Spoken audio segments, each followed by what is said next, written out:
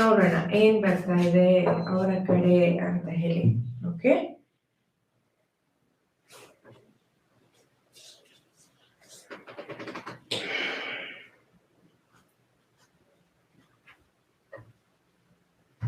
ನಿಮ್ಮ ಜೊತೆ ಅವರು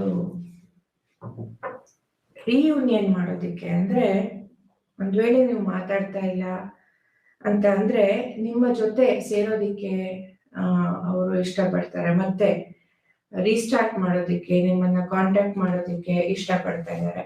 ಒಂದ್ ವೇಳೆ ಆತರ ಏನು ಮಾತಾಡ್ತಾ ಇಲ್ಲ, ಆತರ ಏನು ಇಲ್ಲ, ಮಾತಾಡ್ತಾ ಇದೀವಿ ಅಂತ ಅಂದ್ರೆ ನಿಮ್ಮ ಜೊತೆ ಸೇರ್ಕೊಂಡು ಅವ್ರಿಗೆ ಇನ್ನೂ ಹೆಚ್ಚು ಒಂದು ಆ ಫ್ರೆಂಡ್ಶಿಪ್ ನ ಬೆಳೆಸ್ಕೊಳ್ಳಕ್ಕೆ ಇಷ್ಟ ಇದೆ.